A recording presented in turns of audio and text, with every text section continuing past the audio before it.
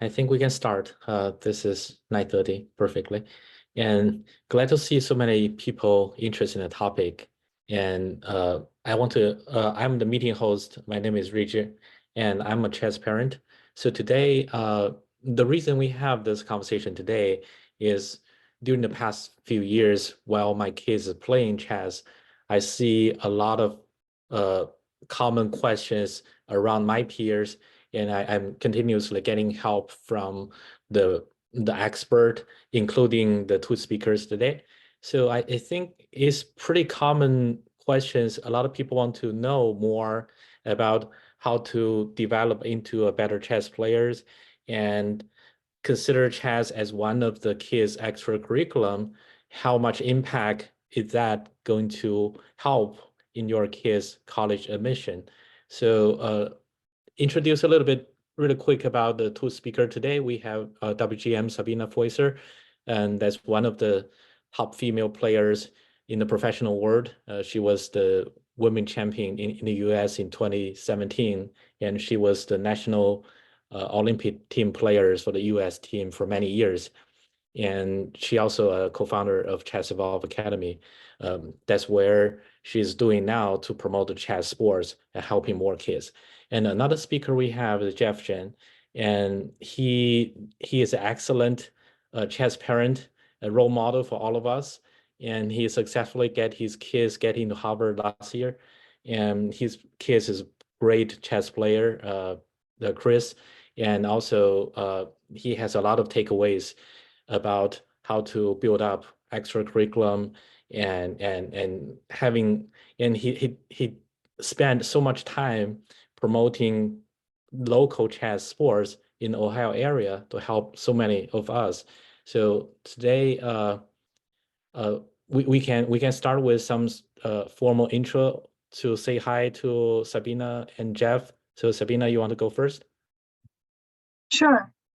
Thanks for having me, and thank you everyone for joining. So I'm a woman grandmaster originally from Romania. I was born to a chess family, so both my parents were international masters, and although they went to school and they finished both their degrees, my mom finished mathematics and my dad finished engineering. They worked, mostly my dad worked a bit in engineering, and then he kind of found back his passion to chess. And my mom was one of the strongest players in Romania for over 20 years, for female chess players. And she, I think as I was growing up, there became this idea of becoming a chess family. So they taught me to play chess around 4 years old. And then with the with time, there was a bit of pushing, but also a bit of me really enjoying to be more and more competitive and trying to win more and more, and until I became stronger. And I think everyone has different paths to how they can become strong players, if that's something that they want to pursue, or they can use the skills that they acquire as chess players to do other things. So for me, in order to become a woman grandmaster by the age of before I turned 18, and for these days maybe it's not that big of a deal, because there are a lot of very talented kids who have the opportunities to get a title even earlier. But I was brought up at the age where computers weren't as big, and so I was spending a lot of times with my parents working on chess, starting from end games, which is something that I know for much time kids were not spending time on, because you learn about the game of chess and you just want to play immediately and have nice games. But for me, my parents focused a lot to teach me how to solve end games, and that taught me to visualize the board and learn to calculate and things like that. So I remember as a kid growing up, we were spending even up to 8 hours every day to work on chess. I was doing various things, looking at chess related things. My favorite was to solve tactics, which I know a lot of kids these days love to do as well. But my parents made sure that I had the opportunities to read some chess books and spend time with end games. Not every day was 8 hours, and I know sometimes it just seems like a big amount of time. When I started going to school, the hours were varying, but I tried to always put in the time because I knew that there was competitions that I wanted to do well in, and yeah. So how it happened that I got to come to the United States, I had a really good couple of years as I was finishing up, getting into high school, and I qualified for the Women's World Championship, which is the most prestigious tournament you can qualify for. It's at the time it was a 64-player knockout tournament, and there were various spots awarded to each continent. And I played really well in the European Women's Chess Championship in 2007, and I finished sharing 5th place. And that's how I qualified. And after that, I received a scholarship to come study in the United States. I received actually a couple of universities offered at the time chess scholarships. Now there are even more, and we'll talk about that later. But I went to UMBC, which is University of Maryland, Baltimore County. And they were very interested to build up a chess team that would win collegiate championships. And you had to be a good student to, in order to qualify to be part of the team, and then do well at school, and then also be a good chess player. So I accepted the offer, and I decided to combine studying, but also I continued playing chess. So that's kind of my. Thank you, Sabina, for the brief story. And so now I will give a couple of minutes to Jeff. And I know Jeff did a lot of things related to today's topic. He not only just as a parent, having a successful kid, he also built up a Dublin Chess Club locally and still trying to promote the chess sports based on his love. So I'm pretty curious to hear Jeff's story let's just give a brief intro to the audience. Jeff, that's your turn. Okay, let me unmute. Can you hear me? Can you hear me? Can hear you. Okay, hi everyone. Thank you very much for Rachel opportunity to let me share some chess stories, chess kid stories, and from parents' point of view about the raising a kid with passion and the talent on chess. And I'm a chess parent first, and also I'm a full-time scientist working in a research, biomedical and pharmaceutical company. And one personal note, actually, we connected Sabina long time back, and I have a picture that my kid played Sabina like in 2013 in Dayton Chess Club. At that moment, the chess club was still running. I was running for lots of the open tournament, and my kid played Sabina there. That's the first time we met. And a couple of years later, when my kid Chris played a lot of chess and the rest up, and he competed in several international tournament, and GM Elsham Muradi coached him during these international competition. So that's how we connected. And Elshan is a very good coach and very much responsive. And so that's why I'm very glad that that they're running the Chess Academy right now, and I'm fully support for that. Yes, thanks for your intro. And I will spend the next 25 or 30 minutes-ish to on the some topics regarding the core conversation today. And all the audience, you can feel free to insert your question in the chat box, because at the end we will have Q&A sections. We will pick that popular questions or common questions, or even the first questions to ask the correct guest to answer that. So first, I want to ask a question to start with Sabina. And when talking about learning chess, so every parents want to know, hey, is my kid's talent in chess? I mean, is that the right sports for correct sports for my kids? And everyone want to hear that my kids have the talents in something, right? So in your perspective, what kind of personal character or what kind of personal features do you think going to be helpful to be a good chess player in the future?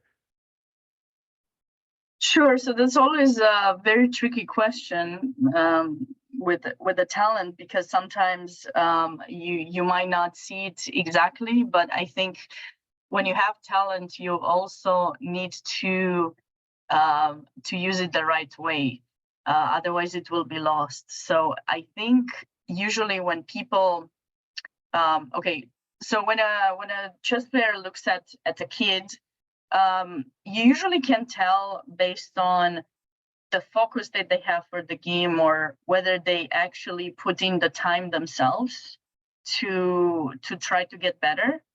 I think whether you have a talent or not, if you put in the time, you can actually make up for, even if you maybe don't have, how to say, even if you don't have as much intuition for the game at the beginning. I think with putting in hard work, you can actually get to be to catch up with that. So I think if you start noticing that your kid is interested in chess, that you see them going on getting a chess book and trying to spend, instead of saying that they want to play a video game, they take a chess book and they start reading it, or they go online and they start playing chess games or solving tactics. If you see them that there's a small drive towards the game of chess, I think it's really nice to get them to encourage them and have them spend a bit more time on the game and get them a coach to guide them to do that. It's very important how you get the coach too, because sometimes if there's no click between the kid and the coach, then they can lose interest in the game. I've seen this a couple of times, and even it happened with me that I felt at some point I had a kid that I thought was very talented, and at some point had this stagnation period. Those are very important to look for when they have a stagnation period. Like they don't progress. Like I think parents oftentimes want to see the rating go up, and it's not about the rating go up. It's about looking for a bit longer period of time to see if the kid has actually putting in the work and what they do in order to get better at chess. So don't just look for a short period of time. It doesn't work. I need to change the coach, for example. You have to kind of to keep encouraging them, especially if you see that they have this small drive themselves. I think when you don't, it's a bit harder to push them to do it because you want them to do it. Personally, like with my family, I think there was a period at some point where I really enjoyed playing and winning, but I did not enjoy to study very much. And I tell you that with 100% sincerity. I did not enjoy studying. I just wanted to play the tournament and win. And even to my adult days, I had times where I would say that I'm working, but and the only time that I would actually see myself working was during a tournament. So I wasn't putting in the work at all. I would just say, yes, I want to do this, but just saying is not enough. So you need to see the action. And if you start seeing the action, you definitely, I think it's worth investing. Sure. Thank you. Thank you for your advice. And next question, probably for Jeff.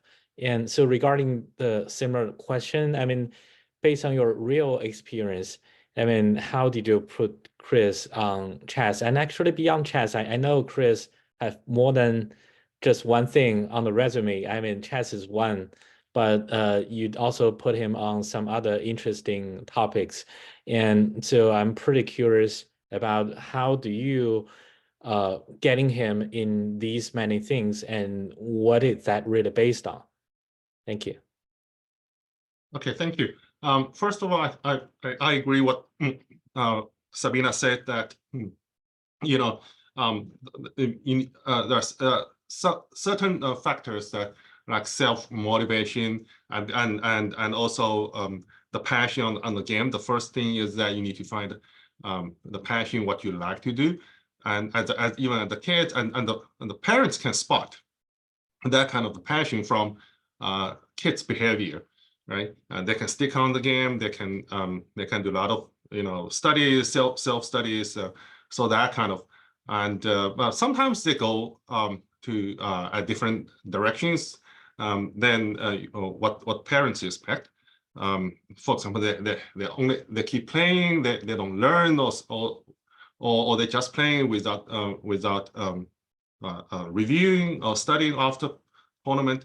All I can say is that as a parent, I think first it's kind of a parent is kind of like a team leader at this moment. You don't need to know that much about the chess. You need at least you need to understand the chess games, and you need to understand the philosophy, some principles, so that you can communicate. But more importantly, you are doing a leader job instead of a coach job. So the leader that you need to motivate your kids, because you understand you're probably the first contact point, and you're the first person to understand your kid, and find a good way to communicate and motivate, because this is the daily job. Chess is a long journey. It's a long journey. It's not about like 1 week, not about 1 year. If you want to achieve some big, and I think you need to have a good connection with coach. Talk to them about the problem, the up and the down point about your kid, and because kids are not stable. They're one day they could be very high, the moment. One day they could be very down. A totally different person, totally different creature. And so these are the things that you really need to have the efforts to manage, right? And I think to keep a good relationship with your kid is very important. It's not easy to do it. It's most difficult things to do it sometimes, I think.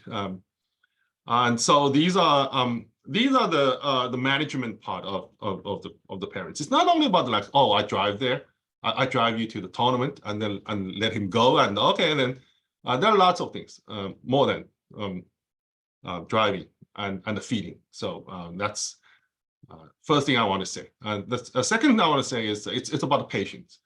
It's a long journey, as I said. Parents are always looking for the result, but results does not come out easily, fast, and sometimes it takes time. Sometimes you see your kid stuck. For example, Chris stuck at one rating point, and like close to 2000 for a long time, and all we need to do is like keep learning and keep playing and accept the failure, study the failure, and one day it will break out. Yeah. Okay. Thank you. Mhm. And Actually, I also bring up another topic is like nothing can be achieved easily without spending enough time in it. So this is more like a question for Sabina. I'm pretty curious about based on your coaching experience. I mean, how much time a kids really have to spend on chess if they want to be a serious player, let's say to serious player, I mean, don't has to be a professional player career like you in the future. I just say some of the parents cares about they want to have their kids playing chess and has some noticeable achievement by high school probably. So in order to achieve that level, I mean, how much do you think a kids have to spend on chess? Yeah, sure. So basically, first, I really want to say that I really liked how Jeff put everything with the failures. It's very easy to feel that, okay, my kid has failed, this has this really bad period, it's done, I'm not doing this anymore, because you're putting a lot of time and money into it. And when you see them fail, it just breaks your heart, I think. And it is very important to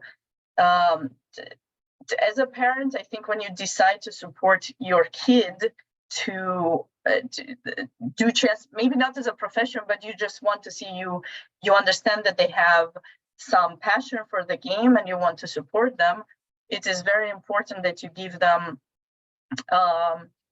that you find maybe a coach for them to guide them. And once you do that,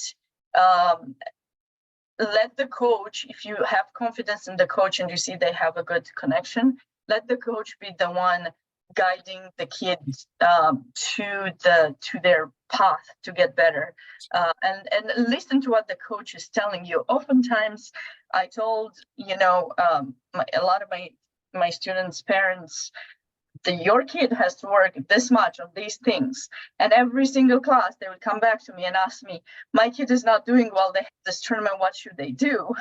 And I would repeat the same thing, and I would tell them, I already told you, please make sure they do this. And it was repetitive. It didn't happen much, but I had a few parents that were not really listening to me, and it didn't work very well. So I would say that I know these days it is very important to do various things, but you have to kind of choose a few only, in my opinion, a few that your kid is really enjoying and is passionate about, and they have a drive to work for, and make them focus on those. So aside from the schoolwork that they have to do, I would say for chess, besides that 1 hour or 2 hours that they can do with a private coach, I would say they have to probably at least. This is Sabina. I think they would probably have to work like, I would say at least 4 or 5 hours. 4 or 5 hours per week to be able to continue. Like if they could do 1.5 to 2 hours a day, that would definitely be much better. But at least if they could do 4 or 5 hours a week, depending on what age they are at, because I know if they are younger, their attention span is going to be different than someone who is a bit older. But I would say at least that 2 hours a day. Sorry, 4 to 5 hours a week. 2 hours a day would be great if it would be possible, even 1. But the way to do it is not let them do what they enjoy the most. Everyone tends to have something that they enjoy in chess that they do the most. For me, it was tactics. I just love to do that. And these days, it's so easy to do tactics, and a lot of my students love that. They go on Lichess or chess.com. They go to the puzzles. They do it without thinking. They just start sacrificing. No. That is not the way that you're going to work on chess if you want to improve. You have to listen to what the coach is telling you to do. You get some books, you alternate between end games, tactics, playing games. They cannot always be just playing games or always tactics, because that's just going to develop one part of their knowledge, and it's not going to help them really get better. It's just going to help them get better in one small area, and the others will be not doing so good, and that's why they won't be able to improve on the long run. Yeah, thank you. Thanks for Sabina. And also on Jeff's perspective as a parent, I know Chris is doing great on multiple things. So in your reality, how do you see Chris spend time on different things? I mean, you can definitely tell more about other things other than chess, what Chris have, and how much time they spend on those as well. So that might be the reality answer. Also, the parents want to hear. I mean, how much time can I allocate my kids on chess? Because that's one coach saying that. But if every coach in every sports talking about the same thing, I mean, definitely the 24 hours a day being exploded. So how do you feel that? Right.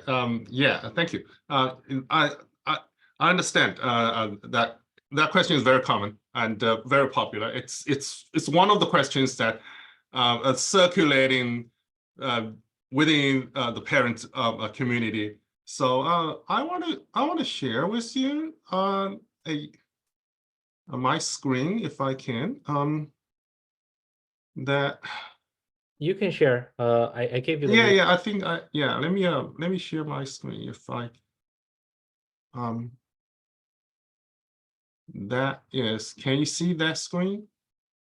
Yeah. Okay. So the first slide is that moment that we met Sabina in 2013 in the local chess club that we played her, and Chris played her. And the second on the right side of the picture, that it's actually almost midnight that Elshan helped Chris prepare the next round, the critical medal round game, till the midnight in Ecuador, I believe, in the Pan Am. And that's how we connect. I think the next slide is talking about the effort. Let me see.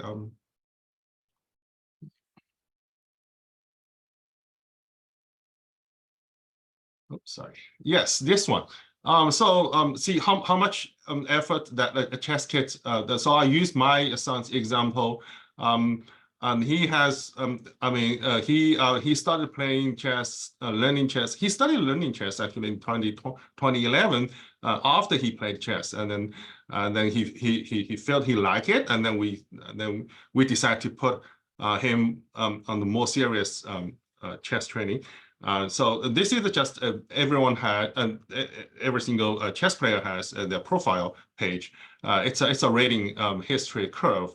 During the early stage, the progress is quite significant, and that means that we played a lot. On the right side there's a stats that how many games that each player played. Up to date. So far, if that's a 10-year period, time period, that he has played 1,259 games. In average, it's like 120 something games. In other words, in average, each year it's 120 plus games, and then each month it's 10 games. Serious rated games. And that's in average. That means that without stopping, you play every month, right? For 120 months, right? So you can imagine that in the early stage, he played a lot, and of course, and after high school, certain years, and then we slow down because of the time allocation, and he's busy, but in the beginning. So here's what I want to say is that people always have a different thought about how to raise a kid, how to motivate a kid. My personal experience is that I always tell people not to do many things when the kid is young. Try to focus on one or two, or no more than 3 things. because they're young, number one. Number two is that they need to build up their self-esteem, their self-motivation. They need to learn how to do things. I think learning how to do things is more important than doing things. How many things, right? Right now, I know a lot of the parents put kids in many things, from sports to piano to all of these kind of the talent things. Back to like 2013 ish, we only did like 3 things. I remember, and the most important thing, just like Sabina said, that how many hours you need to put in to study every day? 3 to 4 hours every day to Chris. That's how we achieve. And I think if you play chess, if you're in this field, I think you will believe this is the average that a high achiever kid can do. And you say, well, what about the others? I don't suggest. I always said that you adding things later. So we didn't. Chris is not a well-rounded kid in the beginning. He is a well-rounded kid right now, but not beginning. In the beginning, he only learned serious thing.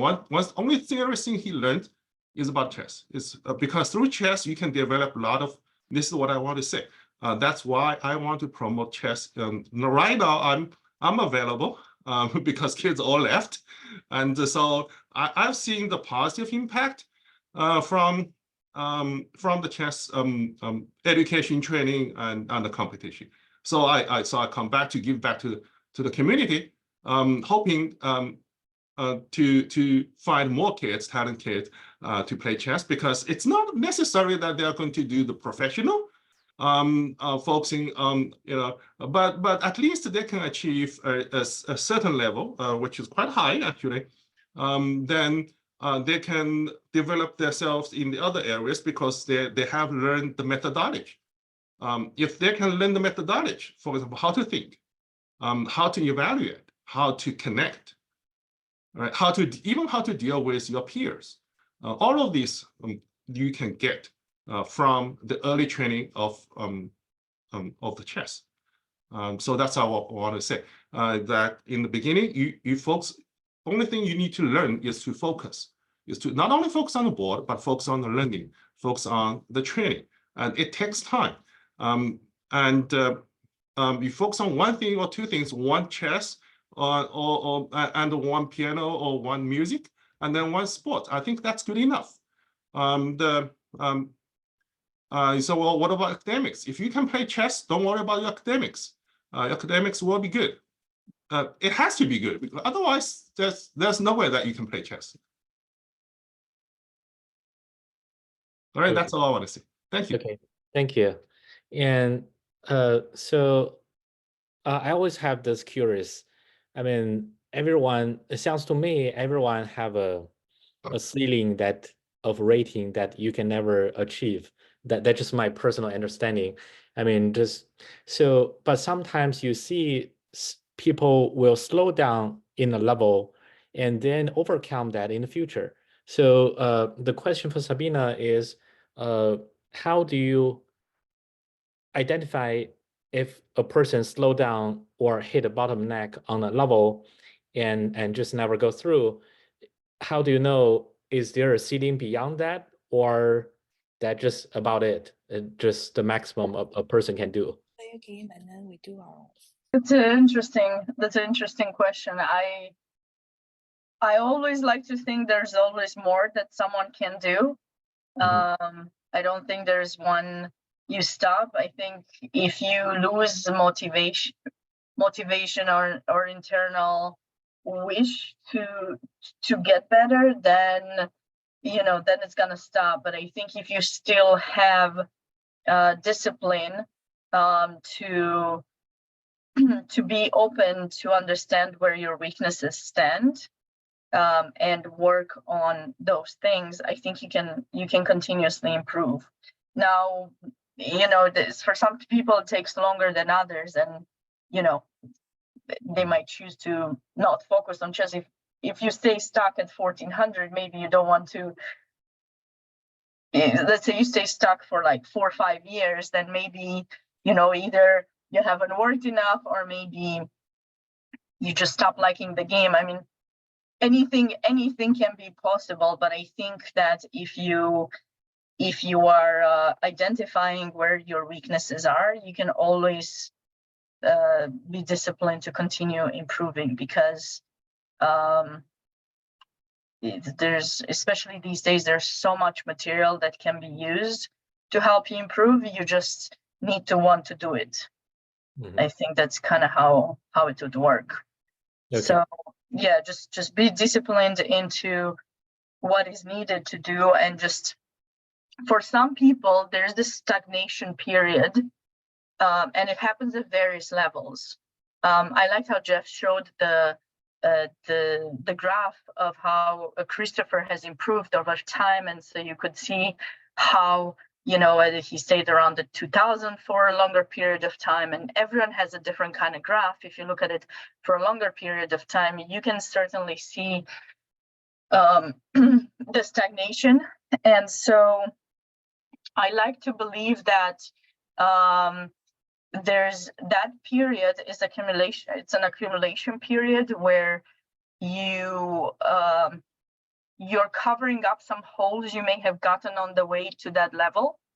Because like I said, although the coach tells you to do these specific things, you might still have the tendency to do more of what you like more. So that part of your game will help you increase.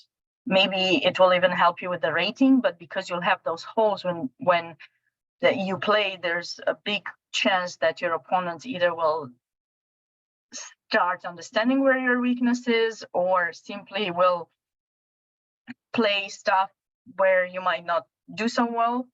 And that's how your rating stays at that level. So you might be really good in tactics, you might be 1800, but your end game knowledge is 1200. So, you know, if you keep getting end games, your rating will go down. So you need to have this period where you're covering the holes that you may have accumulated throughout that period. And I think after that, you will continue your improvement. Yeah, thank you. Thanks, Sabina. And right before I jump into the Q&A section to answer the audience, there's one last question from me on the core topic for Jeff. So Jeff, what kind of kids is the Ivy League schools or top schools looking for? I mean, this sounds like a popular question, but actually that's pretty tricky, I believe, because there's so many kids, they can be identified as overperformed, right? Even though they are excellent on things and they are not welcomed. And so I'm pretty curious about how to share your successful story. I mean, in your perspective, what kind of kids are they looking for, and why do you think Chris can get into that? Thank you. You're on mute. Jeff, you're on mute. All right, so okay, I'm going to share my screen to that. Yeah, so the thing is, I want to continue on my sharing a story. Is that first of all, I want to say that chess give my kids first of all the best thing. I think the first best thing. There are a couple of positive impacts. For example, the first positive impact is that Chris gets to know a lot of good kids, a lot of good young talent chess master. This screen just show some of them, and a lot of kids give. I mean, they work together. They get a training together. They play together through the years, and they motivate each other.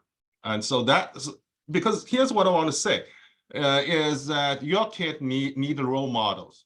Your kid need role models.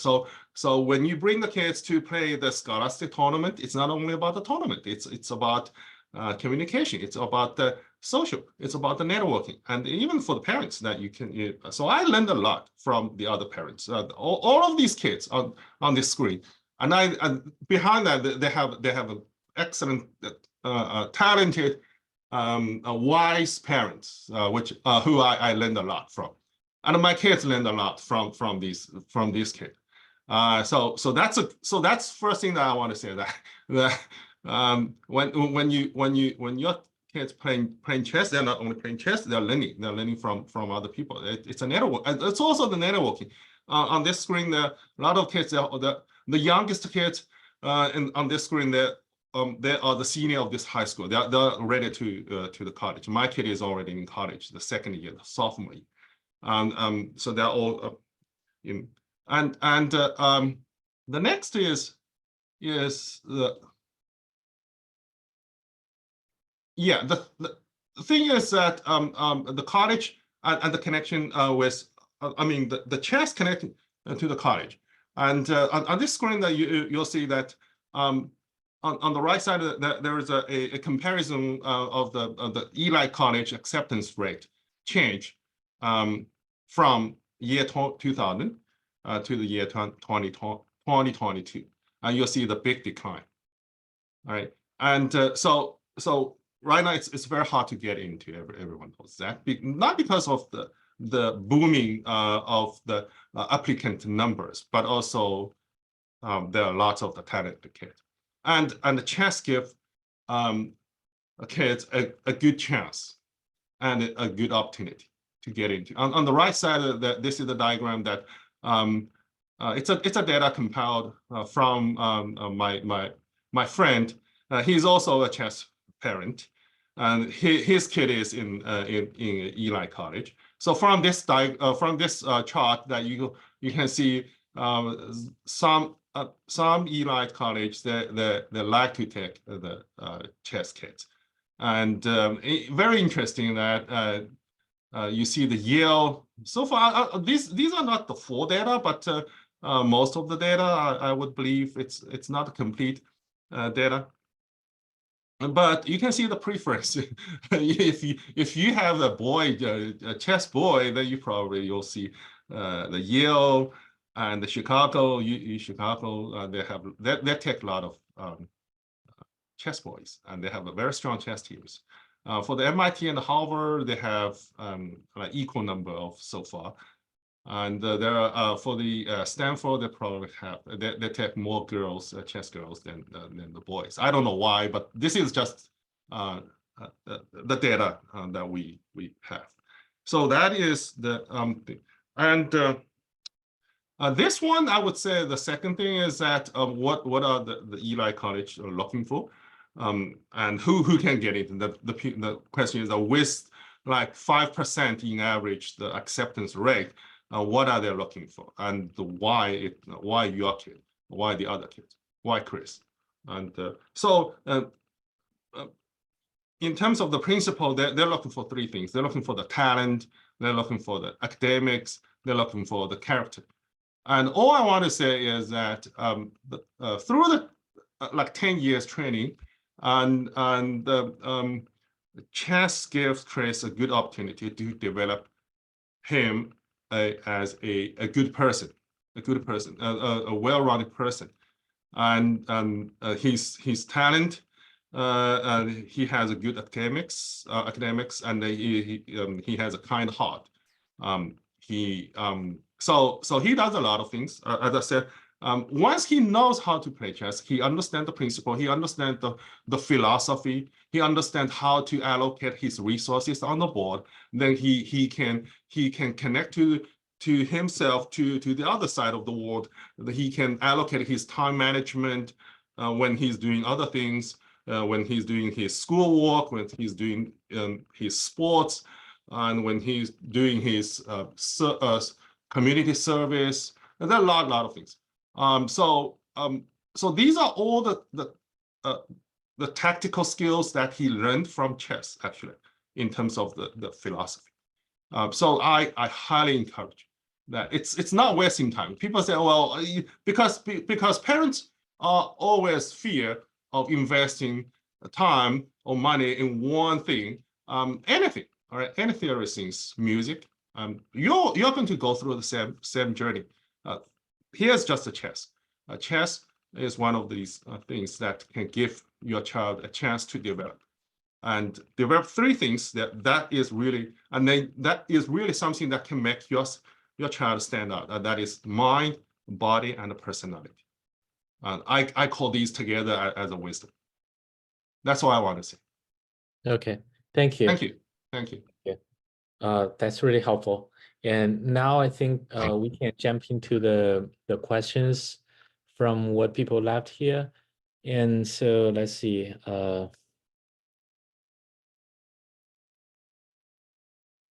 Someone at the beginning started asking how to perform consistent in chess games. Probably I think they talking about blunders. And so pretty curious, Sabina, what do you think about how to remove blunders or how to be more consistent? It's always tricky. Everyone blunders at some point in some way or another. It has to do with maybe not being familiar with a specific pattern or being tired. There can often be, different reasons why we do it. But depending on the level exactly that, the kid is, I think just training, you have to keep training the various tactical patterns. And when you do tactics, don't, again, just try to make them move fast and go on to the next position. With the computers, we've started, having this need of clicking, but it doesn't go like that.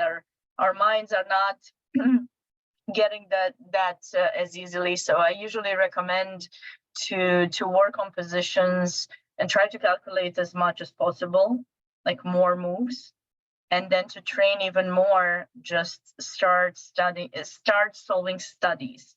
So problems that were created by someone, start with a limited amount of pieces, and then add positions, that have more pieces to kind of learn the various patterns that exist, so that whenever you're facing such a pattern, you will know how not to fall for it. It's the best that I can give. I still blunders. Okay, yeah. Yeah, but different level people means different definition of blunders. So next question is still a chess question. And so there's someone, Aiden, asking about learning openings, and Aiden probably asking about trying to learn openings. Should I use Stockfish or should I watch Master Games? And probably this is a Sabina question, and I wish you also answer from another angle, like what level of people really emphasize on spending on openings, or on what rating level. I mean, probably different rating level have different level emphasize. So maybe you want to give some advice on that level as well. And then the core question about this NIMZO, some Nemo Yes. opening. Yes. Yeah. So I think it depends on the level of the person. I don't know, Aiden, what his level is exactly, but I think the engine should not be used by kids until they reach maybe like, I don't know, 1700 at least, where they actually can understand a bit more why those moves are being suggested, because I think it just takes them away from thinking.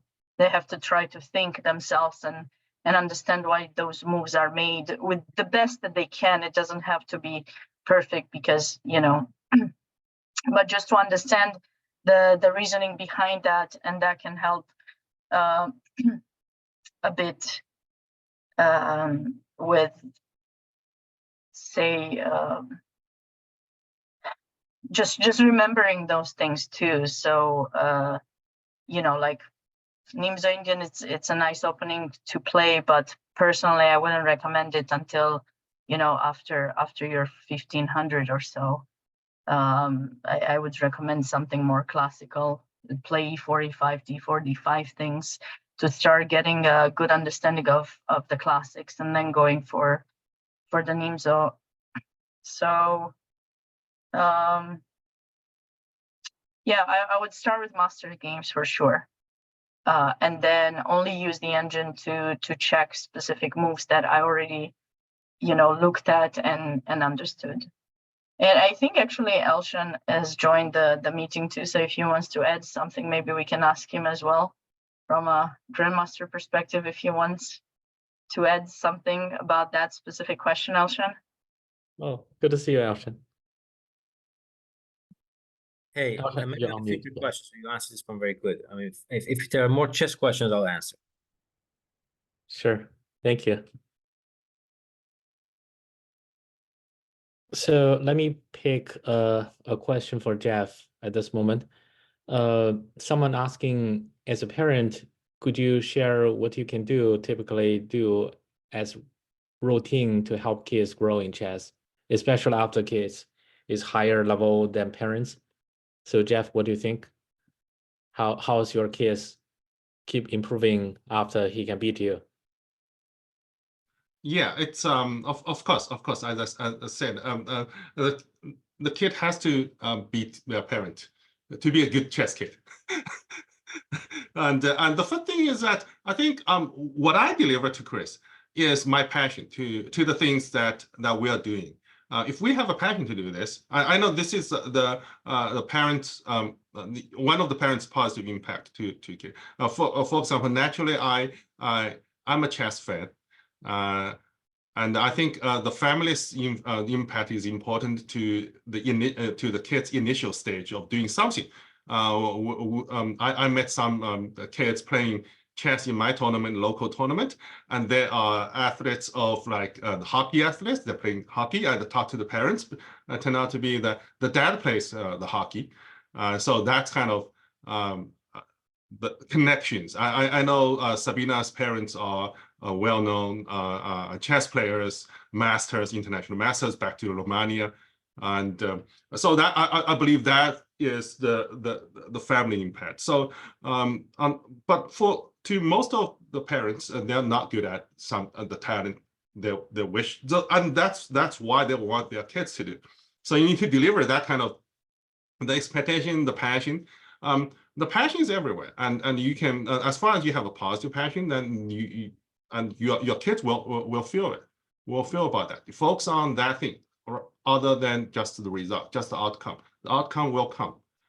It will not come out every single tournament. No, sometimes you see that your kid reached the peak point of the rating. You are happy. You're happy for one night, for 1 week, and the next tournament he's rating decline big time, and you get disappointed.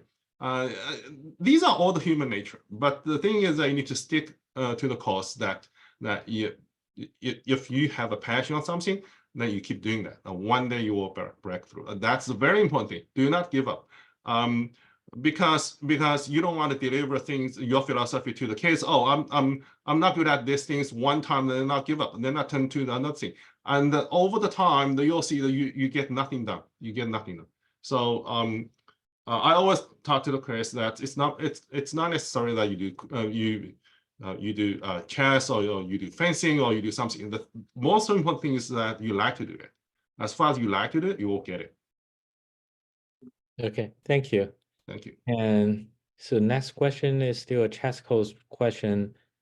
Can you compare learning outcomes of online classes versus in-person classes? And could you recommend some valuable resources for new chess parents? And what do you think about kids attending tournaments even in the entry level? So what do you think about that? Me? Yes, most likely. Yes, so there was another question that had similar things before. So I think personally what it has helped me as a as a chess player, just to develop as a chess player and as a person, it has helped me to become disciplined and organized. That's a big thing, and kind of have a plan of what I need to do and make sure I got the main things that were important to do. Like Jeff said, that he focused mostly at the beginning with chess with Chris, and then he did a few other things like fencing, and I think he did piano or something, if I remember correctly. But I think it helps you like get to understand that you have to organize yourself if you want to do the things you're passionate about. And it also helped me because with chess in America is a bit different. I grew up in Europe where I was traveling with my parents to tournaments in different countries. So that has helped me develop wanting to learn other languages, because Romanian is the native language. It's different then, but I learned French, I learned Spanish. I just want to travel and learn more things. When I came to the US and in college, I actually took Russian and I studied Russian for 3 years. So I think it helped me to want to learn more and learn about different cultures and just learn how to communicate with people, because I used to be a very shy kid. So those are some things that I personally learned, and I think a lot of other people can do. Now, going to the other question that was talking about online classes and in person, I think it depends on the age of the kid. So if the kid is still too young and has trouble focusing and like really cannot stay there, if you want, you know, a 5-year-old to have a class for online, you probably cannot really expect them to do a full hour. You have to find someone who could do maybe 20 minutes, half an hour at a time, where, you know, some part of the class might be lost because they would still lose focus, but just do shorter periods of times for, you know, at different stages. If the person is stronger and starts understanding and can follow, and they're not going to start browsing the internet, they're going to be focused on the class, I think you can start even at 1200 rating, they can start doing online. And I don't believe there's a big difference between taking online classes and in person. It should not make a very big difference, in my opinion. And as for resources for doing chess, chess.com, Lichess, Chess24, Chessable is a great place, especially these days. A lot of my students' parents have mentioned that they do much better things online. They're not so keen to read a book, physical book, and play it over the board. It's much harder for them to stay focused. They actually can watch videos online and can be helpful. So I always recommend various Chessable courses or YouTube videos that were made by specific people that I trust in the way they show things. So that's an additional nice material that the kids can listen to and have something to learn from. Okay, thank you. I like the way Sabina answered the question for a pure chess mindset, and you didn't even mention that people can go to you or Alshon for classes, right? Well, let me, yeah, of course, they can look for you or Alshon for classes. The next question, I want to consolidate a couple questions for Jeff, and someone asking about how chess can help your kids in the general social skills or personal skills. And also some other people mentioned that in chessboard, everything is so clear and transparent. In real life, things is more complicated and blurred, right? So they believe some kind of like a chess mindset can help the kids being a better person in general.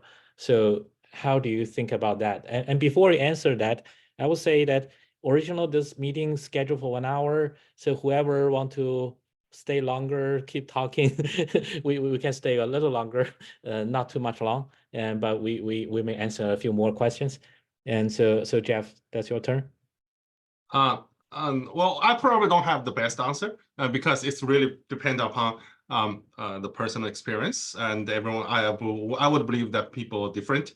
But I keep saying that I always appreciate chess training and chess competition that brings up a platform to raise my child, Chris, to be a better person. For example, I'll give you some examples that, you know, chess is not considered sport in America, and in Europe it's a sport. In other places, it's only in America. They're not. So, until one day they play floor chess and they're running, they move pieces around, then they sweat.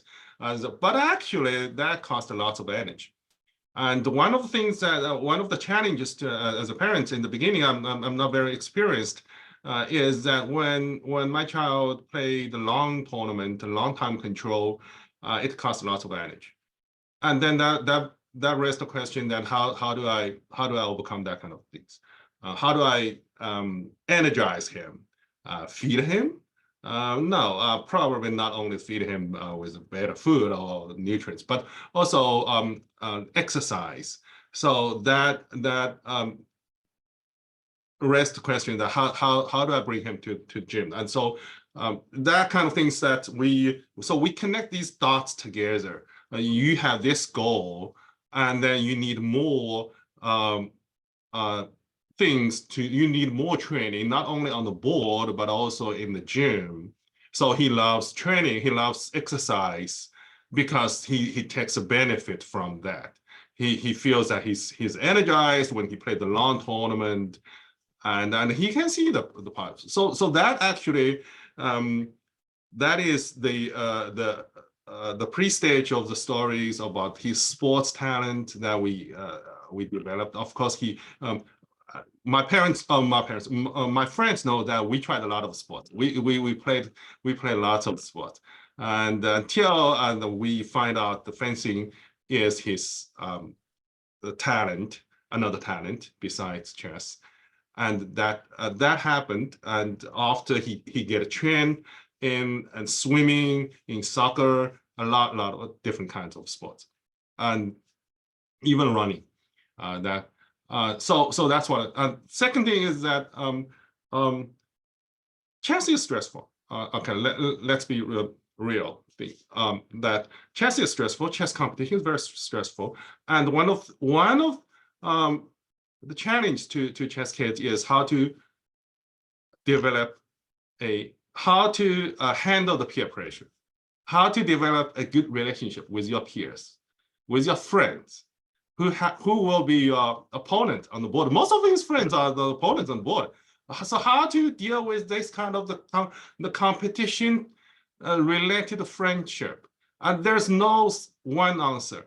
And people need to work harder to find out by their own way. But we keep the positive thinking that we view the competition positively.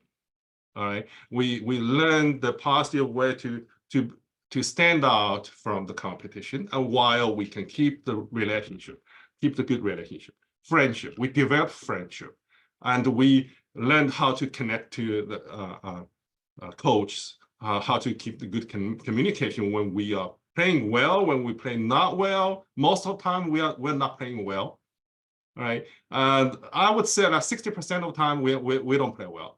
40%, within the 40%, maybe 20% of the time we're playing very well, and the rest of the 20. But as far as you play well, that's good enough. You hit the peak, and then you create then you break another history record. So that keep going. So the things that I would say that chess is kind of the chess world is bigger. It's way bigger than the 64 squares. You can learn a lot. It's a three-dimensional. It's still three-dimensional.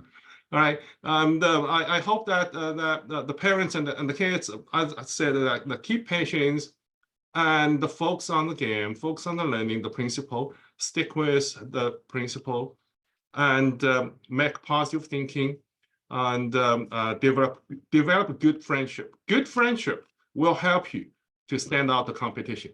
Trust me. That's all I want to say. Okay, thank you. And since Elshan's here, I will give Elshan the time to talk. I will, right before the question, I just want to recommend intro. Elshan is a GM, and he is super famous in the TV if you see him in the last few years. And he was the US Open champion last year. and yes, still last year at this moment. And so the question, and by the way, Elshan is very good at training kids on a higher rating level, because you can find beginner coach everywhere online, but you don't find that much coach can do a good job on the higher rated kids or higher rated players. So the question, one person asking the kids stocking up between 15 to 1600, and they want to get over that, they want to get into 1800, and what should they do? And another question is someone asking how to improve from 2100 to 2200. Yeah, that's a reality. The higher the rating is, the more difficult to get improved. So Elshan, do you want to answer these two questions? Sure, Ruja. Hey, everyone. I'm glad to be here. Don't want to keep it too long for everyone. I'm going to be concise and to the point about it. Well, actually, the questions are exactly down my alley, because pretty much my training method and program is based on my result with players between 1600 and 2200. Most of my students who start with me at 1600 and 1500 make it to NM title. I've had success with, so I need to build this story of my past, that I actually have had a lot of experience with this rating range. Over 15 students of mine since 2017 made it to the NM, ranging from 1600 to 2000, starting with me, and they made it to the NM. So with 1500, 1600, usually they get stuck because they're not familiar with the strategic concepts. They make it there because they have talent, and they learn tactics, and they learn opening tricks, and because the talent is recognized by their coaches, they focus on the short-term fixes, and okay, they try to beat these kids, beat the 1300s, beat the 1400s, and they get to the rating without building foundations. So for 1500, 1600 players, I usually build a very substantial foundation. I make them understand the foundations of the game, strategy, weak squares. Like I have my method of 9 imbalances, as you know, that I used in my teaching. What is evaluation? What is calculation? And things like that. And then after that, and not only me, I mean, every coach has his own style in this matter, but this is what I do. And once they build a foundation, and then we'll work on the end game, the gradual, just in general, knowledge improvement makes the kid get into the level of 1800 to 2000. That's usually very straightforward, at least for my work. That's what I do, and it's almost always work. For 2100 to 2200, a lot in calculation has to be done in endgame, and they should begin to actually try to put the memory into work for openings. Like it's just not purely understanding the openings. Before that is mostly on understanding. You have to know where the pieces are going, where the pawns belong, how your pawn structure should look like, and what are the key games in those openings, and what are the thematic ideas. But then once you're 2100, 2200, and you're facing formidable opponents, then this is when you have to start memorizing, looking at move by move, looking at all the tactics, and things get very delicate and detailed. Thank you, Elshan. And okay, I will give Jeff another question regarding two people asking his parents' activity in training kids. One asking primary school, another asking like high school STEM activities. So maybe the high school activity is more important because you also mentioned that Jeff slowing down or spend less time in chess in high school because obviously time management more tricky. So could you emphasize a little bit about these or about your help on Chris time? Okay, yeah, I would love to. For the primary school, that we didn't do that much things. We just follow the school's curriculum. We believe teachers. We believe the curriculum. We believe the school district. So that's for the high school, because he is in a private school, which is kind of academic oriented. So he has lots of the workload. And he also participates in not only the STEM activity, but also the other activities like journalism, debate, and the other student council. There are lots of activities. The STEM, of course, he participated in the Science Olympiad, Science Ball. I believe there is a robotics team we have. But I did not do much of things. I actually I just lay back. Actually, in high school, I'm not that much a dominant ruler to tell him, hey, you need to do this, you need to do that. I'm more like a driver. And the only thing that he didn't do in high school is driving. So he learned, he got his drive license much later, and even after getting to the college, he got. The reason why, because he's busy, and we decide to let me drive him from one place to another place to do a lot of the works, the club activities, extracurriculum, to save the time and to reduce the risk of the driving on the road. So I'm a driver. Thank you. Thank you. And another question for Elshan is really interesting. This thing, I mean, I see that too. They're talking about some player preparation activities right before the games. So they see the pairing, they see opponents, and then they tailor an opening for the opponent. And that's a very typical now. I know in our club, we never promote this kind of activity, but that's very tricky, easy cheat code to win the games. So, in particular, I want to say one more thing. Now, after COVID, everyone have online account, everyone play more online. Use USCF online rated game history, can find a person game history on chess.com, easily to project that. So you can easy to find recent online games and everything about notations, and you can tailor opening for that. So these parents notice that as well. So what do you think about this kind of activity? I mean, or what kind of skill level, what kind of rating level is appropriate doing things like this? You're on mute, Elshan. So I was going to say which level you're talking first, because if you're like 1400, 1500, doesn't matter really. First thing I want to tell everyone is that do not have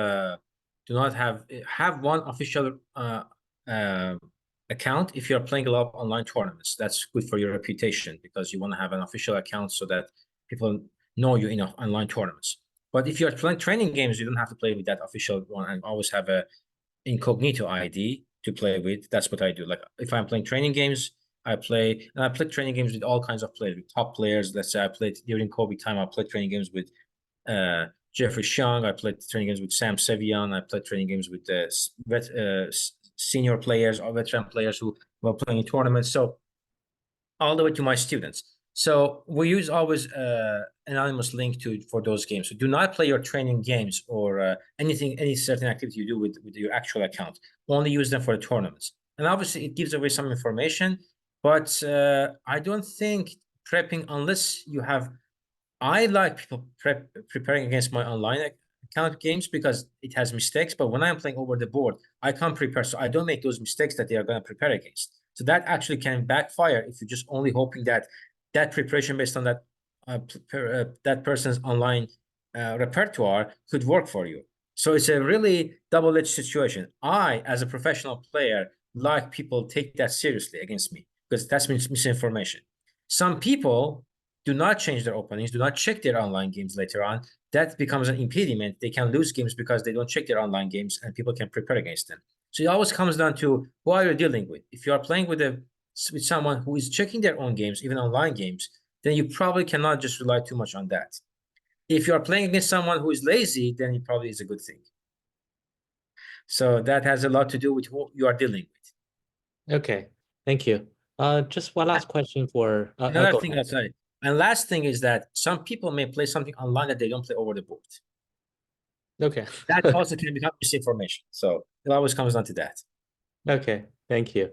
And just for the time reason, I will pick one last question for Jeff. And this is a similar question I asked Jeff before. I mean, how good do you think a chess player has to be on chess in order to make sense for college admission to be considered as helpful? Okay. Yeah. As I said, it's not about my answer. It's about the answer from the admission officer. But well, of course, that's a joke. But what I feel is that a lot of people think that the college admissions are like the mystery because they just changed over the years, and when you look at if you just stick on the outcome, this is what I want to say is that everything that you can't just focus on the outcome, just like you play chess, you don't focus on the outcome. Outcome could be good, could be bad, could be a draw.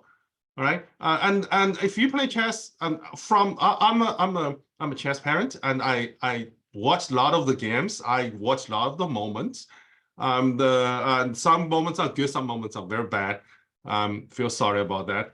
And one of the difficult things in chess, if you understand the chess philosophy, is that it's hard to win a winning game. It's very hard to win a winning game. No matter you're grandmasters or you're FIDE masters or you're just beginners, you feel that I'm winning.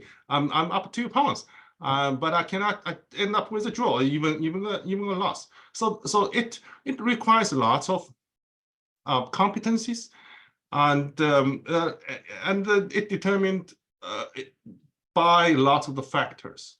And of course, the principle is about the chess skills. It's about so in terms of the game outcome, okay? The chess game, it's about fundamentally it's about your chess skills, but also it's about your emotion. It's about your the overall personality. Okay, are you an angry person during that stress moment? Are you so in other words, you need to prepare to become a good person, to handle the if you consider the college admission as a game, and you cannot lose the game, such the round, the critical round, and then you need to prepare yourself from way back. Right? You need to prepare your kid from way back to be ready, not only like 15 minutes or even a night before, and then you just get the chess best ready, and you get some opening preparation. I think you can win the game next round. It's probably not going to work out. Right. So the answer is kind of there's no answer, and there is a answer that you need to prepare. You need to prepare from long time back, and you need to have a good plan on that, and you need to take out what you have learned from chess competition, from chess learning, is that making a good plan and stick on that and learn the failure. And also, as I said, the other coach said that you need to study the games from the other players. You need to see how they win the game, how they lose the game, right? And these days are online. They have lots of the broadcasting you can watch. Of course, there's lots of the cases that you can get. If you want more cases, you can contact me. I can give you the cases about the admissions who failed, who succeed. There are lots of things. But from these cases, you can take out the general principles about the successful tips of getting to the elite colleges. That's all I want to say. Yeah, thank you. Thank you. And so for all the audience, there's many ways you can keep in touch with all these speakers. We have Facebook page, we have WeChat groups, and you can, Sabina and Alshan have their online group classes. You can scan a barcode to join the class, or you can have any ways to find any of us. And so just if you want to touch base back with any of the guests, welcome to contact them. And thanks for everyone, and good to see you all. Thanks for all the speakers. Thank you. Thank you. Thank you, Sabina. Hi, Alshan. Just Thank want to you. say hi. Thank you. Good to Okay. see you. Next week. Okay, bye-bye. Bye-bye. Bye.